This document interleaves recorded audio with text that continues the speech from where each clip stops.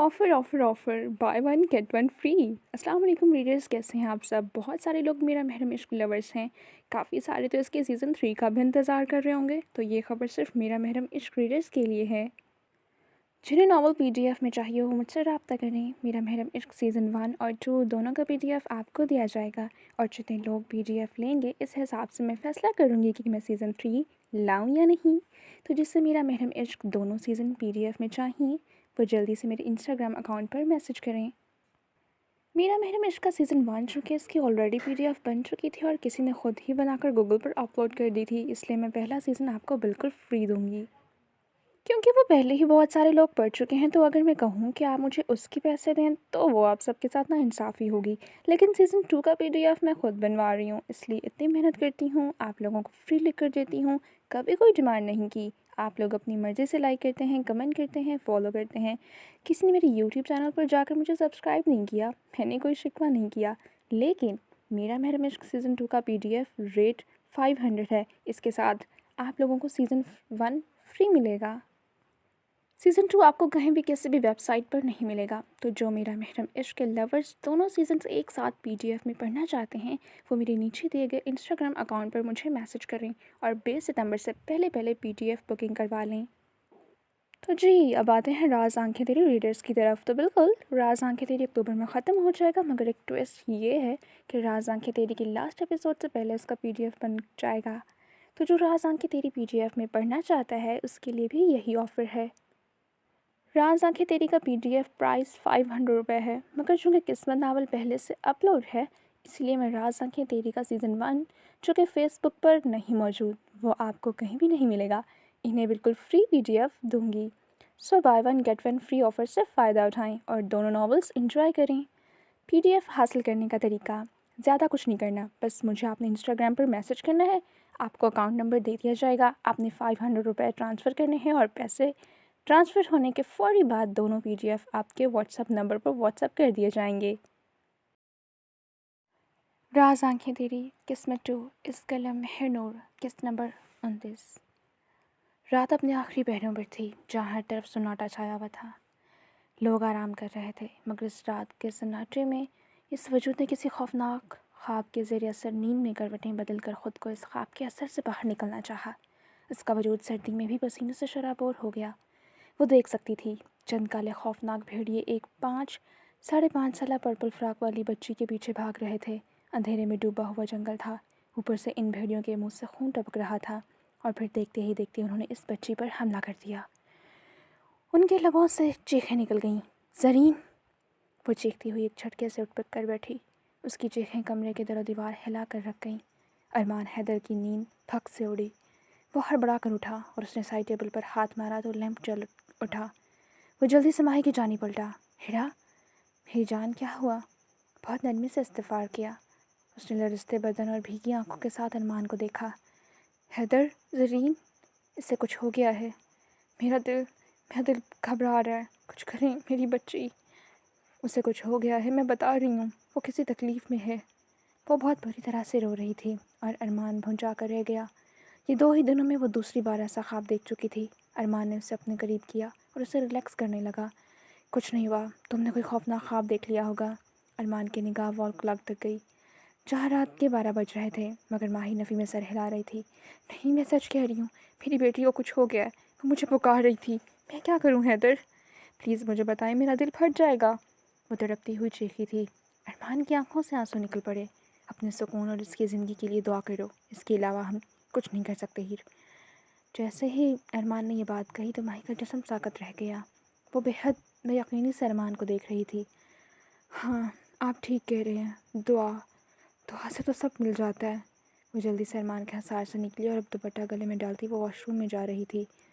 अगले 10 मिनट बाद वो वहीं ड्रेसिंग रूम में ही जाए नमाज़ बिछाए सजदे में गिरी रो रही थी और खुदा से अपनी बेटी की ज़िंदगी की दुआएं मांग रही थी। वो महसूस कर सकती थी, वो माँ थी, दिल की धड़कन जुड़ी हुई थी, और वो वहीं ड्रेसिंग रूम में घुटनों के बल बैठा उसे रोते हुए देख रहा था। आंसू दोनों की आंखों से बहते जा रहे थे। दोनों के दिलों में एक जैसी आग लगी हुई थी। वो अपने हाथ उठाए खुदा से दुआ कर रही थी। या अल्लाह, आपने ही इसे मेरी झोली में डाला था। वो मेरी गोद में आई थी तो मैं माँ जैसे आला रिश्ते पर फाइज हो सकी थी। आपने जब उसे मुझे अता किया था तो मुझे वो मेरी तकलीफ़ों में एक वाहिद खुशी नज़र आई थी। मैंने कभी उसके बिना रहने का सोचा भी नहीं था। उसे ज़रा सी तकलीफ़ होती तो मेरी रूह तड़प जाती थी। वो मेरी बेटी थी, अल्लाह जी। और आज वो न जाने कहाँ और किस हाल में होगी। वो जिस तकलीफ़ में भी है उसकी हर तकलीफ़ दूर कर देना। उसे लंबी सेहत वाली ज़िंदगी अता फरमाना। उसे कोई तकलीफ़ ना आए, उसे कांच भी ना आए। उसे मेरी उम्र भी लगा दे। अगर उसे कुछ हो गया तो मैं जीते जी दरगोर हो जाऊंगी। उसे कुछ ना होने देना, उसे कुछ ना करना। आप तो खालिक हैं, आप तो मालिक हैं। एक माँ की तरफ सुन लें। वो जहाँ भी हुई मैं उसे आपकी अमान में देती हूँ अल्लाह जी। आप बहुत जल्दी फिर ये अमानत मुझे वापस लौटा दीजिएगा। वो हिचकियों से रोती फरियाद कर रही थी। अरमान हैदर के अंदर बाहर गहरा सन्नाटा छाया हुआ था। वो यकटक उसे देखे जा रहा था बिना पलक झपकाए। कराची से हज़ारों किलोमीटर दूर रात के इस पहर इस्लामाबाद के हॉस्पिटल में वो सारे बेचैनी से टहल रहे थे। मिनाल की सिसकियाँ सारे कॉरिडोर में गूंज रही थीं। हारून परेशानी से टहल रहा था और अरमान वहीं दीवार के साथ टेक लगाए खड़ा किसी गैर मितमरी नुक्ते को घूर रहा था। सितारा, अलीना और हाइका अपनी अपनी जगह परेशान थीं। अब हम क्या करेंगे? हुमा का बाप तो किसी को छोड़ेगा नहीं, बासित ने कुछ परेशान होते कहा। सितारा और अलीना दोनों ने उसे एक साथ घूरा। यहाँ पर अरमान की जान हलक में अटकी है और तुम्हें उस हुमा के बाप की पड़ी है। ये दुआ करो कि ज़रीन को कुछ ना हो। मुझे लगता है कि ज़रीन को भी किसी ने जहर दिया है। तुमने देखा नहीं था? हुमा के लबों से भी ऐसे ही खून निकला था और फिर ज़रीन के लबों से भी। अलीना की परेशान सी आवाज़ उभरी। ठीक कह रही हो। पहले ही अरमान आलम एक ज़रीन की मौत से संभल नहीं पाया, तो उसे ज़रीन को कुछ हो गया तो वह वैसे ही मर जाएगा। सितारा की बात पर उन सब की निगाह अरमान आलम पर गई, जिसका हुलिया बिखरा सा था। चेहरा किसी अधमरे शख्स जैसा हो गया था। बाल माथे पर बिखरे हुए थे। वास्केट वो उतार कर शायद गाड़ी में ही छोड़ आया था। उसके सीने के मकाम पर सफ़ेद कुर्ते पर खून के धब्बे पड़े थे, जो यकीनन ज़रीन को उठाते वक्त उसके चेहरे से अरमान के कुर्ते पर आ गए थे। वो ऑपरेशन थिएटर में पड़ी थी और बाहर वो सारे निगारों पर लोट पोट हो रहे थे। अरमान के कानों में सिर्फ एक फ़िक्रा गूंज रहा था। फ़िक्र मत करें, अब इस घर से मेरी मैयत ही निकलेगी। मेरी कब्र पर ज़ौजा अरमान आलम लिखा जाएगा। बेशक अब मेरी आखिरी सांस तक मुझे अपनी बीवी मत समझें, मगर मेरी रूह जिस्म से जुदा होने के बाद भी आपसे वाबस्ता रहेगी। वो अल्फाज इस वक्त कानों में किसी नेज़े की तरह लगे थे। दो आंसू टूट कर गिरे और गालों पर बह गए। वो सारे बेबसी से अरमान को देख रहे थे। क्या अरमान हमसे नाराज़ हो जाएगा, चीखे चिल्लाएगा या गुस्सा करेगा? आखिर वो ज़रीन की हिफाजत की जिम्मेदारी हमें देकर गया था और हम सबकी नाक के नीचे इतना सब हो गया। सितारा परेशानी से वहाँ टहल रही थी। मिनाल को अपने वजूद से जान निकलती महसूस हुई। हारून के कदम थम गए। वो बेबसी से मिनाल को देख रहा था। फिर वह उसके जानी बढ़ा, उसका हाथ पकड़े वहाँ से चेयर तक ले गया और उसे वहाँ बिठाया। फिर पानी उसके सामने किया। पानी पी लो मिनाल। इस तरह पर टेंशन होगी तो क्या होगा? वो ठीक हो जाएगी। तुम्हारी अपनी तबीयत ठीक नहीं है, मज़ीद बीमार हो जाओगी। शाबाश, पानी पियो। बहुत प्यार से उसे समझाते उसे कुछ पानी पिलाया। वो मेरे लिए हर रिश्ते से ज़्यादा अहम है। वो मेरी बहन नहीं है, वो मेरी आधी कायनात है। मैं उसे तकलीफ़ में नहीं देख सकती। वो पहले ही अपनी ज़िंदगी में बहुत सारी तकलीफ़ें देख चुकी है। इससे कुछ हुआ तो मुझे भी कुछ हो जाएगा। वो हिचकियों के दौरान बहुत मुश्किल से हारून को अपने दिल का हाल बता पा रही थी। अरमान बिला पलक झपका मिनाल को देखता उसके अल्फाज प्रोसेस करने की कोशिश में था। वक्त था कि गुजरता जा रहा था, मगर ऑपरेशन थिएटर के दरवाजे खुलने का नाम ही नहीं ले रहे थे। तकरीबन 4 घंटों बाद ऑपरेशन थिएटर की बत्ती बुझी। सबकी निगाहें उस बंद दरवाजे पर ही टिकी थीं। चंद पलों बाद दरवाजे खुले और डॉक्टर बाहर निकले। सब चौंक कर सीधे हुए। मिनाल ने बहुत मुश्किल से खड़ी होने की कोशिश की। इससे पहले वो लड़खड़ा कर गिर जाती। उसका हाथ बेसाख्ता हारून के बाजू तक गया। उसका सहारा लेते वो सीधी होकर खड़ी हुई। अरमान ने आगे बढ़ने की कोशिश की, मगर उसके कदम जैसे ज़मीन ने जकड़ लिए। सितारा आगे बढ़ी। ज़रीन कैसी है डॉक्टर? वो ठीक तो है? डॉक्टर ने एक नज़र उन सबको देखा, फिर दूसरी नज़र सितारा पर डाली। उन्हें जहर दिया गया था। डॉक्टर के अल्फाज थे कि पिघलता हुआ शीशा जो सबके अपने कानों में जाता महसूस हुआ। और किसी ने अरमान आलम के सर पर सारे हॉस्पिटल की इमारतें मारी। सब बेयकीनी से डॉक्टर को देख रहे थे। ये पुलिस केस था, मगर मिस्टर अरमान चूँकि पुलिस वाले हैं, इसलिए उनके कहने पर ही हमने पेशेंट का इलाज किया है। ये बहुत ही ख़तरनाक जहर है, जिसे खाने के चंद मिनट बाद ही इंसान की मौत हो जाती है। अरमान को अपना दम घुटता महसूस हुआ। वो नफ़ी में सर हिलाता दीवार से चिपक गया। मीनाल को सांस लेने में तकलीफ़ होने लगी। पेशेंट ने वो जहर कम मिकदार में खाया था, इसलिए इन पर असर कुछ कम हुआ। अगर ज़रा से भी زہر مزید ان کی باڈی میں جاتا تو فوراً ان کی موت ہو سکتی تھی۔ ہم نے ان کا معدہ واش کر دیا ہے اور زہر کو باڈی سے نکال دیا ہے، مگر آپ خون کا انتظام کریں۔ اس زہر نے ان کے خون پر بھی اثر کیا ہے، اس لیے ان کے جسم میں خون کی بہت کمی ہو گئی ہے۔ باقی ان کی حالت ابھی نازک ہے، لیکن اب وہ خطرے سے باہر ہیں۔ آپ خون کا انتظام کریں، تب تک ہم انہیں روم میں شفٹ کرتے ہیں۔ ڈاکٹر اپنی بات مکمل کیے راہداری میں آگے بڑھ گیا۔ منال کی ساکت جسم میں جیسے حرکت ہوئی۔ میرا اور زرین کا بلڈ گروپ سیم ہے، میں اسے خون دوں گی، میں اپنی بہن کو کچھ نہیں ہونے دوں گی، وہ بس بے بسی سے اونچے لہجے میں بڑبڑائی۔ ہارون نے پریشانی سے اسے دیکھا۔ منال، تمہارے سر پر چوٹ لگی ہے، اس کنڈیشن میں تم اس سے خون نہیں دے سکتی، تمہاری طبیعت خراب ہو جائے گی اور ڈاکٹر خون لیں گے بھی نہیں۔ ہارون کی بات پر منال کو اپنے قدموں سے جان سرکتی محسوس ہوئی۔ وہ نفی میں سر ہلاتی وہیں کرسی پر گرنے کے ایسے انداز میں بیٹھی۔ اس کا بلڈ گروپ او نیگیٹو ہے، اتنا ریئر بلڈ گروپ ہے، خون کا انتظام کہاں سے کریں گے؟ اگر میں خون نہیں دے سکتی تو کون میری بہن کی جان بچائے گا؟ وہ ہارون کو دیکھتی کچھ آہستگی سے چیخی، میں۔ اتنے میں اچانک اس سرد کوریڈور میں ایک سنجیدہ آواز ابھری۔ سب نے حیرت سے پلٹتے اسے دیکھا۔ منال کی آنکھوں میں ناقابل حد تک بے یقینی ابھری۔ وہ منال کی طرف ہی آ رہا تھا، پھر اس کے سامنے گھٹنوں کے بل بیٹھا۔ میں اپنا خون دوں گا، میرا بلڈ گروپ بھی او نیگیٹو ہے، میں اسے مرتے ہوئے نہیں دیکھ سکتا، میں اسے کچھ نہیں ہونے دوں گا، میں اسے بچا لوں گا، تم پریشان مت ہو۔ سب نے بے یقینی سے ارمان عالم کو دیکھا، جس کی آنکھیں لمحہ بلمحہ سرخ ہو رہی تھیں۔ منال پتھر کی مورت بنی رہ گئی۔ وہ زمین سے اٹھا۔ اتنے میں ایک نرس ان کے قریب آ گئی تھی۔ میں خون دوں گا اپنی وائف کو۔ نرس اس کے سامنے آ کر کھڑی ہوئی تو ارمان عالم نے خود کو نرس سے یہ کہتے سنا۔ نرس اس بات میں سر ہلاتے ارمان کو اپنے ساتھ آنے کا کہتی ہی راہداری میں آگے بڑھ گئی۔ 1 گھنٹہ مزید گزر گیا۔ وہ سب اس وقت ہاسپٹل کے ویٹنگ روم میں بیٹھے بے چینی سے ایک دوسرے کو دیکھ رہے تھے۔ سب کا حال ایک جیسا تھا۔ سکون ایک پل کے لیے بھی کسی کو نصیب نہیں ہو رہا تھا۔ اتنے میں دروازہ کھلا اور ارمان اندر داخل ہوا۔ ارمان کو دیکھتے منال کرسی سے اٹھی اور بھاگتی ہوئی ارمان تک گئی۔ زرین ٹھیک تو ہے ارمان بھائی؟ اس نے بے چینی سے پوچھا۔ ارمان نے چہرہ اٹھائے ان سب کو دیکھا، پھر نفی میں سر ہلایا۔ میں نے ابھی تک اسے نہیں دیکھا، ابھی وہ ہوش میں نہیں آئی، خون دے آیا ہوں، ڈاکٹر نے کہا ہے ابھی اسے روم میں شفٹ کیا ہے، کچھ دیر بعد ہم اسے دیکھ سکتے ہیں۔ ارمان کے لہجے میں عجیب سا خوف تھا۔ ہارون نے اس کے چہرے پر بچوں جیسا خوف دیکھا۔ سارم اور ہائیکا دونوں ارمان کے قریب آئے۔ ارمان، سارم نے بے بسی سے اسے پکارا، پھر اس کے کندھے پر ہاتھ رکھا۔ ارمان جیسے چونکا، حیرانی سے ان دونوں کو دیکھا۔ ہم نہیں جانتے تھے کہ ہمارے نکاح پر اتنا سب ہو جائے گا، ہم زرین کی حفاظت نہیں کر سکے ارمان، ہم تو معافی کے قابل بھی نہیں، لیکن تم چاہو تو بے شک ہم پر اپنی بھڑاس نکال لو، ہائیکا نے بے بسی سے ارمان کو دیکھتے کہا تھا۔ ارمان نے گہری سانس لیتے نفی میں سر ہلایا۔ تم لوگ بھی ہماری وجہ سے پریشان ہو گئے، تم دونوں کے اتنے خوبصورت پل سپوائل ہو گئے، ان کے لیے مجھے سوری کہنا چاہیے۔ تم سب بھی ایسے ڈریسز میں یہاں ہاسپٹل میں ذلیل ہو رہے ہو، تم سب گھر جاؤ، آرام کرو۔ ارمان کے لہجے میں کسی بھی قسم کی ناراضگی نہیں تھی۔ ستارہ بھی ان کے قریب آئی۔ ارمان، کیا تم ہم سے ناراض ہو؟ اس نے بے بسی سے پوچھا تھا۔ ارمان نے ایک نظر اسے دیکھا، پھر نفی میں سر ہلایا۔ نہیں، فکر مت کرو، اسے کچھ نہیں ہوگا، میں اسے کچھ نہیں ہونے دوں گا، تم سب بھی یہاں پریشان ہو رہے ہو، پلیز سب اپنے اپنے گھروں کو جاؤ۔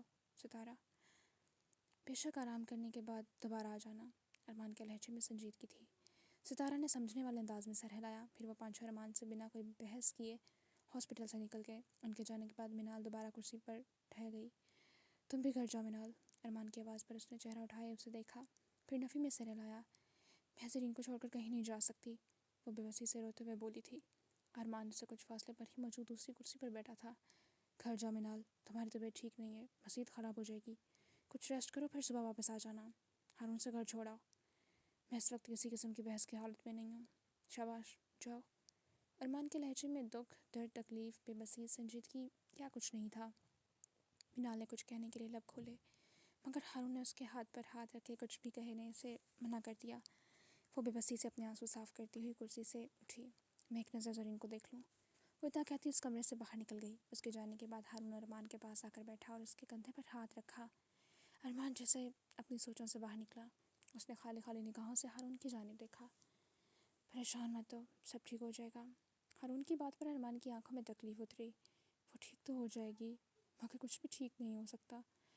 ہارون میں اسے کچہریوں میں ذلیل ہوتے نہیں دیکھ سکتا، وہ جیسی بھی ہے تو میری عزت نہ، اور میں اپنی عزت کو رسوا ہوتے نہیں دیکھ سکتا، جب تک میں یہ ثابت نہیں کر دیتا کہ وہ بے گناہ ہے، جب تک رسوائی اس کے مقدر میں لکھی جائے گی۔ ہارون حیران پریشان اسے دیکھ رہا تھا۔ کیا تم نہیں جانتے اس ملک کے گھٹیا قانون کو؟ ایک لڑکی سے کس طرح تفتیش کی جاتی ہے، اس کی عزت کی دھجیاں بکھیر دی جاتی ہیں، اور آج پہلی بار مجھے لگ رہا ہے کہ میں اس کی حفاظت نہیں کر سکوں گا۔ ہارون کے چہرے پر ایک نرم مسکراہٹ ابھری۔ مطلب تمہیں یقین ہے کہ وہ بے قصور ہے؟ ارمان نے چہرہ موڑے ہارون کو دیکھا۔ کیا تمہیں یقین ہے کہ منال بے قصور ہے اور وہ ڈرگز اس کی گاڑی میں کسی دوسرے نے پلانٹ کی تھی؟ ارمان کے عجیب سوال پر ہارون کی آنکھوں میں حیرت ابھری، پھر وہ سنجیدہ ہوا۔ وہ بہت پاکیزہ روح ہے، میں اس کی آنکھوں میں سچائی پڑھ سکتا ہوں۔ وہ سچ کہہ رہی تھی، منال ایسا نہیں کر سکتی، اور یہ میرا دل کہتا ہے۔ میں نہیں جانتا کب، کیوں اور کیسے وہ لڑکی مجھے بہت اپنی اپنی سی لگتی ہے۔ غصہ بھی کرتی ہے تو دل کے قریب لگتی ہے۔ اچھا ہوا اس کی شادی نہیں ہوئی، وہ ایسا انسان ڈیزرو ہی نہیں کرتی جو اسے عزت تک نہ دے سکے۔ ارمان کے ہونٹوں کے کناروں کو مسکان نے چھوا۔ بس اسی طرح میں نے بھی اس کی آنکھوں میں سچائی دیکھی ہے۔ وہ بہت معصوم ہے، پاکیزہ، وہ کسی زیرو کو تکلیف نہیں دے سکتی، بالکل ویسے جیسے تمہارا دل کہتا ہے کہ منال ایسا نہیں کر سکتی، ایسے ہی میرا دل بھی کہتا ہے کہ زرین ایسا نہیں کر سکتی۔ اور وہ تو ہما کو جانتی بھی نہیں تھی۔ پہلی ملاقات میں ہی کوئی کسی کو زہر نہیں دیتا، اگر اسے ہما کو مارنا ہوتا تو وہ اس حال میں نہ ہوتی۔ زہر اسے بھی دیا گیا ہے، جو دوسروں کی جان لیتے ہیں پھر وہ اپنی جان لینے کا حوصلہ نہیں رکھتے۔ اس لیے ایسا نہیں ہو سکتا کہ اس نے خود پر شک نہ کیا، اس لیے وہ زہر کھا لیا۔ وہ بے قصور ہے اور یہ بات میرا دل جانتا ہے، چاہے وہ میری زندگی میں زبردستی ہی آئی ہو، چاہے ہمارا ایک ساتھ کوئی مستقبل نہ ہو، مگر میں اسے تکلیف میں نہیں دیکھ سکتا ہارون۔ وہ جب تک میرے نام سے اور میری ذات سے منسوب رہے گی، اس کی حفاظت کی ذمہ داری میری ہے۔ ہارون کی آنکھوں میں حیرت بے یقینی ابھری۔ ایک ساتھ کوئی مستقبل نہیں، اور جب تک تم سے منسوب ہے، اس بات کا مطلب کیا ہے کہ تم اسے چھوڑ دو گے؟ ہارون نے بے حد بے یقینی سے ارمان کو دیکھا۔ میں نہیں جانتا وہ کب تک میرے ساتھ رہ سکتی ہے، کیونکہ نہ تو میں اس سے محبت دے سکتا ہوں، نہ ہی مجھے اس کے ساتھ ایک ہیپیلی میرڈ لائف گزارنے میں انٹرسٹ ہے، اور نہ ہی میں اس کے ساتھ اپنے رشتے کا کوئی مستقبل سوچ سکتا ہوں۔ ارمان نہایت سنجیدہ تھا۔ ہارون کو اپنے آس پاس دھماکے ہوتے محسوس ہوئے۔ تمہارا دماغ خراب ہو گیا ہے ارمان؟ وہ یہاں زندگی اور موت کے درمیان جھول رہی ہے اور تم اسے چھوڑنے کی باتیں کر رہے ہو۔ ہارون کو اس کے دماغی حالت پر شبہ ہوئی۔ میں اس کی جگہ کسی کو نہیں دے سکتا، وہ بس وہی تھی۔ ہم نام ہونے سے وہ میری ضرورت نہیں ہو سکتی۔ محبت صرف ایک بار ہوتی ہے، اور میں اپنے حصے کی محبت کر چکا ہوں۔ وہ بہت اچھی ہے، مگر میں اس کے ساتھ ہمیشہ نہیں رہ سکتا۔ ہمارا ایک ساتھ کوئی مستقبل ہی نہیں ہے۔ میں ایک زری کی جگہ کسی دوسرے کو نہیں دے سکتا۔ وہ بے وفا ہو سکتی ہے، مگر میں بے وفا نہیں بن سکتا۔ ہارون حیرت سے اسے دیکھتا رہ گیا۔ اور اگر یہ لڑکی وہی زرین ہوئی تو؟ ہارون کی بات پر ارمان نے نہایت الجھی نگاہوں سے اسے دیکھا۔ کیا پتہ یہ وہی ہو؟ ہم نے زرین کی لاش اپنی آنکھوں سے نہیں دیکھی تھی، کیا پتہ وہ زندہ ہو۔ اب میرا مطلب تم اسے زندہ سمجھو؟ اس زرین میں اس زرین کو تلاش کرو گے تو مل جائے گی۔ ارمان کا دماغ کچھ بھی سوچنے سمجھنے کی حالت میں نہیں تھا۔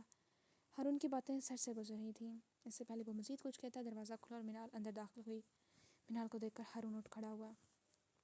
وہ ارمان کو دیکھ رہی تھی۔ میں اسے چھوڑ کر جانا نہیں چاہتی، مجھے گھر جا کر سکون نہیں ملے گا، اسے آپ کے حوالے کیے جا رہی ہوں۔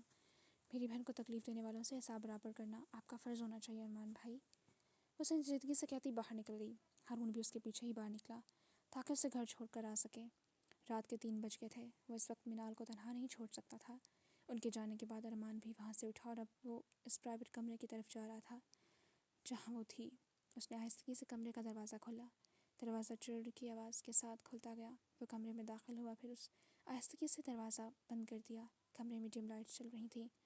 ارمان عالم کی نگاہ بیڈ تک گئی جہاں وہ ہاسپٹل کے سادے سے لباس میں بے سدھ پڑی تھی۔ آکسیجن ماسک چہرے پر لگا ہوا تھا۔ خون کی کمی کے باعث چہرہ سخت پڑ گیا تھا۔ ایک ہاتھ میں کینولا تھا جس میں خون لگا ہوا تھا، جس سے قطرہ قطرہ خون اس کے جسم میں جا رہا تھا۔ دوسرے ہاتھ سے پلس میٹر اٹیچ کی گئی تھی۔ اسے سانس لینے میں جیسے تکلیف ہو رہی تھی، چہرے پر بے ہوشی میں بھی اضطراب تھا۔ وہ وہی اسٹول کھینچتے بیڈ کے پاس ہی بیٹھ گیا۔ دھیرے سے اسے دیکھتے اس کا ہاتھ نرمی سے اپنے ہاتھ میں لیا۔ دوسرے ہاتھ کی مٹھی پر اپنا چہرہ ٹکائے وہ یک پل بنا پلک جھپکائے زرین کو دیکھے گیا۔ چند لمحے یوں ہی خاموشی میں سرک گئے۔ اس کے پاس کچھ بھی کہنے کے لیے الفاظ نہیں تھے، بس ایسا محسوس ہو رہا تھا جیسے کوئی اس کا دل مٹھی میں دبوچ رہا ہو۔ اسے سانس لینے میں دشواری ہو رہی تھی۔ لمحے سرکتے جا رہے تھے۔ کچھ دیر بعد اس نے اپنے ہاتھ کی مٹھی کھولی اور چہرے سے دور کیے۔ اپنا وہ ہاتھ اس کے بالوں کو قریب کیا۔ اس کے وہ خوبصورت لمبے گھنے کالے بال ارمان کو وہ بہت پسند آئے تھے، اور اب وہ اس کے بالوں میں انگلیاں چلا رہا تھا۔ ایسا کرتے ہوئے بے ساختہ اس نے اپنے اندر تک ٹھنڈک قدرتی محسوس ہوئی، سکون ہونے لگا۔ اس کے پاس وہیں بیڈ کی پائنتی پر سر ٹکائے وہ اسے دیکھ کے کب آنکھیں بند کر گیا اسے احساس نہیں ہوا۔ ان کی گاڑی خان ہاؤس کے باہر رکی۔ منال خالی ذہن کے ساتھ بیٹھی تھی۔ جیسے ہی ہارون نے گاڑی کو بریک ماری تو منال ہوش میں آئی۔ اس سے پہلے وہ گاڑی سے باہر نکلتی ہارون کی آواز گاڑی میں گونجی۔ موبائل دو اپنا، وہ سنجیدگی سے کہہ رہا تھا۔ منال نے خالی نگاہوں سے اسے دیکھا۔ اس کی آنکھوں میں سوال تھا، جیسے پوچھ رہی ہو کیا کہا؟ میں نے کہا موبائل دو اپنا۔ ہارون نے اپنا سوال دہرایا تو منال نے بنا کچھ کہے اپنا موبائل اس کی جانب بڑھا دیا۔ لاک تو کھولو۔ چند پل بعد ہی اس نے دوبارہ موبائل منال کی طرف بڑھایا۔ منال نے موبائل ان لاک کرتے دوبارہ اس کی جانب بڑھا دیا۔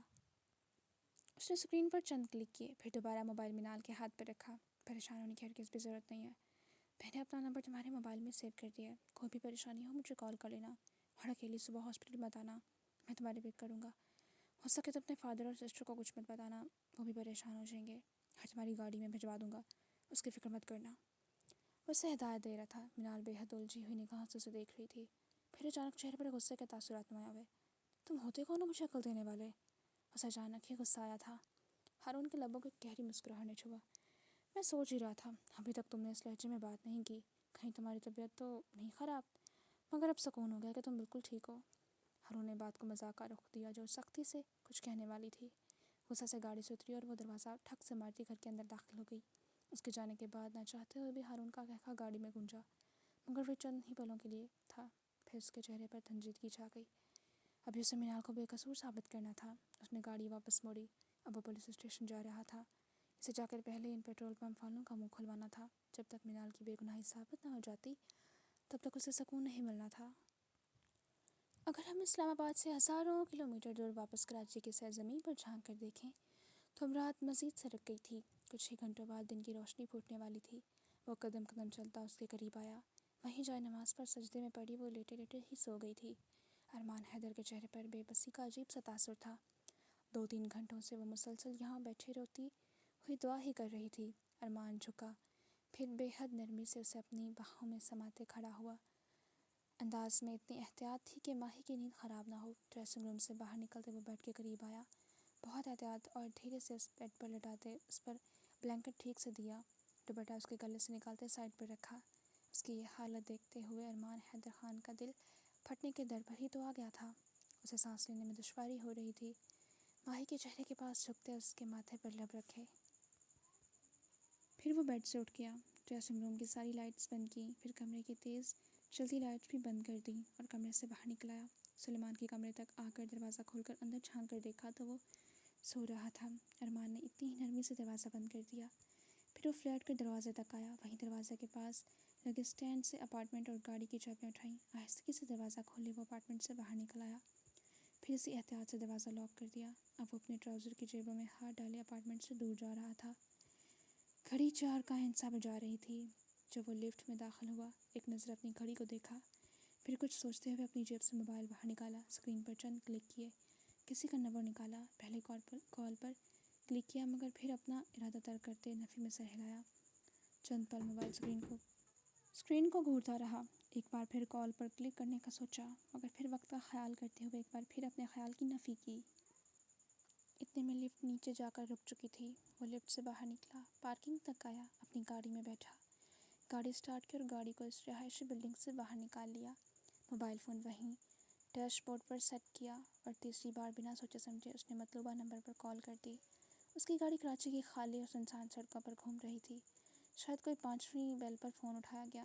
سامنے والے کی نیند میں ڈوبی ہیلو کی آواز ابھری۔ ارمان کو لگا جیسے اس کا سانس اب حلق سے آزاد ہوا ہے۔ کیا مجھ سے ابھی مل سکتی ہو؟ اس نے بنا کسی لگی لپٹی کے سوال پوچھا اور مقابل کی نیند بھگ سے اڑی۔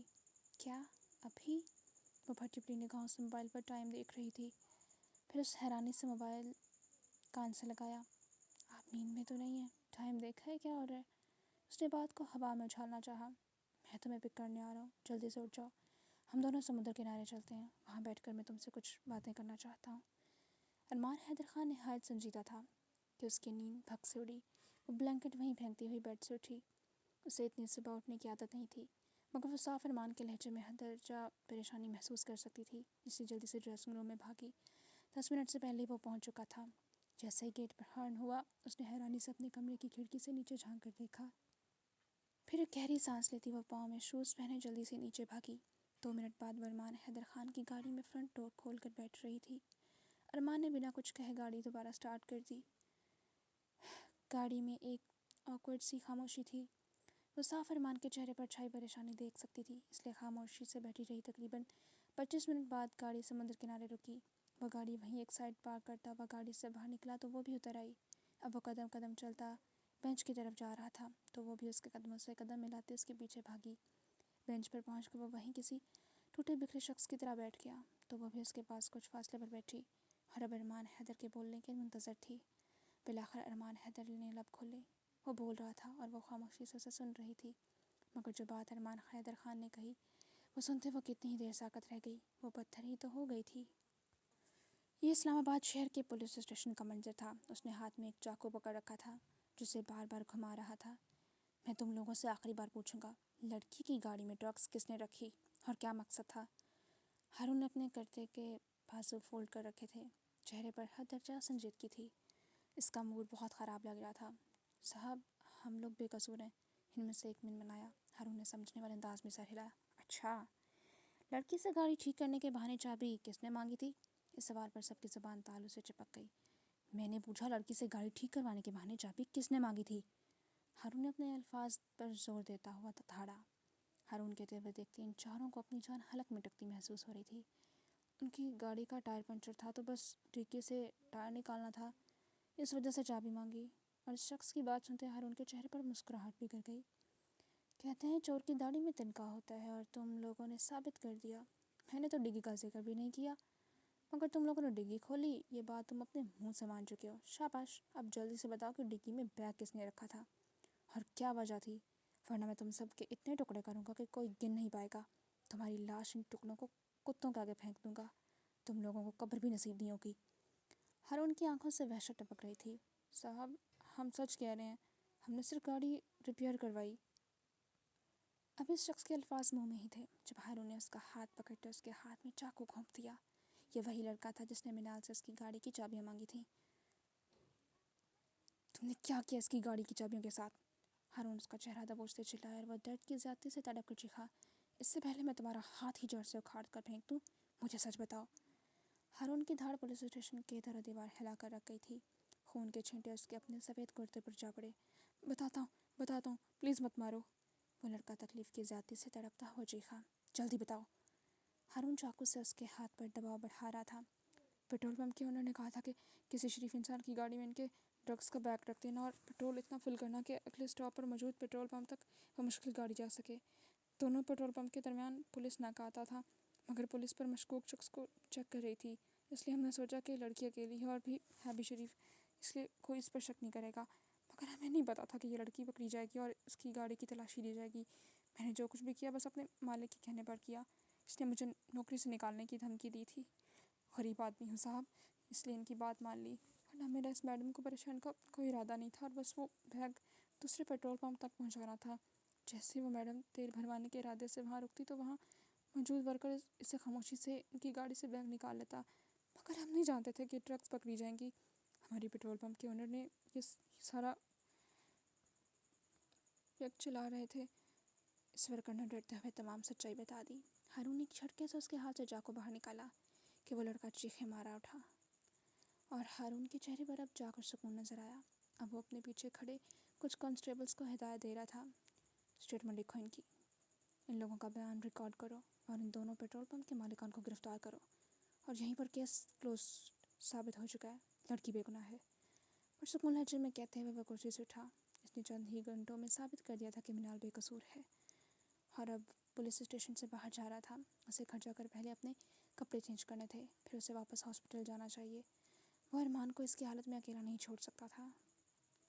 شاید وہ گہری نیند میں تھا جب کسی شور کی آواز سے اس کی آنکھیں کھلیں۔ وہ چونک کر سیدھا ہوا، حیرانی سے آس پاس دیکھا تو اسے محسوس ہوا وہ ہاسپٹل کے کمرے میں تھا۔ اس کی نظر اپنے ہاتھ میں بندھی گھڑی پر گئی جہاں پر 5 بجے سے اوپر کا وقت ہو رہا تھا۔ پھر اس کی نگاہ کمرے میں گھومتی بیڈ تک گئی۔ اس کا ایک ہاتھ ابھی تک زرین کے ہاتھ پکڑے تھا۔ اس نے اسے نرمی سے زرین کا ہاتھ چھوڑا۔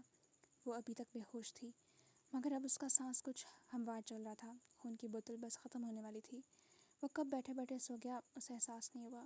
کسی آہٹ کو محسوس کرتے اس نے پلٹ کر دیکھا تو بیڈ کے پاس ہی زرین کے قدموں کی جانب ایک نرس کھڑی سنجیدگی سے اس کی فائل دیکھ رہی تھی۔ جو وہ نرس کمرے کا دروازہ کھولے اندر داخل ہوئی تو دروازہ زور سے کھلنے کی آواز پر ہی ارمان کی نیند ٹوٹی۔ کچھ دیر اپنے حواس بحال کرتا رہا، اتنے میں کانوں میں فجر کی اذانوں کی آواز پڑی۔ اسے احساس ہوا اسے نماز پڑھنی چاہیے اور اللہ پاک سے دعا کرنی چاہیے۔ پھر اس کی نظر اپنے خلیے پر گئی تو دیکھا اس کا کرتا سینے کے مقام سے خون زدہ تھا۔ اس سے پہلے اپنے کپڑے چینج کرنے چاہیے۔ وہ ابھی یہ سوچ ہی رہا تھا کہ جب کمرے کا دروازہ کھلا اور ہارون اندر داخل ہوا۔ اس کے ہاتھ میں ایک بیگ تھا، یقیناً وہ اپنے گھر سے ہو کر آیا تھا، کیونکہ اب اس نے سادہ سی پینٹ شرٹ پہن رکھی تھی۔ وہ ارمان کے پاس آیا۔ ٹھیک ہو تم؟ بہت نرمی سے استفسار کیا۔ ارمان نے اس بات میں سر ہلایا کہ میں تمہارے لیے ڈریس لے کر آیا تھا، جاؤ چینج کرو، اپنا حلیہ ٹھیک کرو، میں جانتا ہوں تم ان کپڑوں میں زیادہ دیر کمفرٹیبل نہیں رہ سکتے۔ ارمان نے اس بات میں سر ہلاتے اس کے ہاتھ سے وہ بیگ پکڑا۔ تم گھر گئے تھے؟ ہارون نے اس بات میں سر ہلایا۔ ممی، کہیں وہ جاگ تو نہیں رہی تھی؟ ہارون نے نفی میں سر ہلایا۔ تمہارے گھر نہیں، اپنے گھر گیا تھا، اور یہ فی الحال تمہارے لیے لے کر آیا ہوں۔ رات کے اس پہر مجھے تمہارے گھر جانا مناسب نہیں لگا، اور ویسے بھی آنٹی ریسٹ کر رہی ہوں گی تو میں تمہارے اس لیے ڈریس کیسے منگواتا؟ خیر، یہ سب کو چھوڑو، تم چینج کرو، میں کمرے کے باہر ہی ہوں، اگر کوئی پریشانی ہوئی تو مجھے بلا لینا، اور کبھی بھی خود کو اکیلا مت سمجھنا۔ ارمان، میں تمہارے ساتھ ہوں اور منال کا مسئلہ حل کر چکا ہوں، ان لوگوں نے سچ اگل دیا ہے، انشاءاللہ ہم دونوں مل کر زرین کو بھی بے گناہ ثابت کریں گے۔ اسے حوصلہ دیتے وہ کمرے سے باہر نکل گیا۔ ارمان کی آنکھوں سے 2 آنسو ٹوٹ کر گرے، جنہیں وہ جلدی سے رگڑ کر مٹا گیا۔ پھر وہ واش روم میں گھس گیا، چند منٹ بعد باہر نکلا، اور اب وہیں زمین پر وہ سفید چادر جو وہی اسے کمرے میں موجود سائڈ ٹیبل دراز سے ملی تھی، اسے بچھائے نماز ادا کر رہا تھا۔ نماز ادا کرنے کے بعد اس نے بے ساختہ زرین کی صحت کے لیے دعا کی۔ اس کے بعد تمام آزمائشوں میں سرخرو ہونے کی دعا کرنے لگا۔ باہر اسلام آباد شہر پر اب نئے دن کا آغاز ہو چکا تھا۔ جاری ہے۔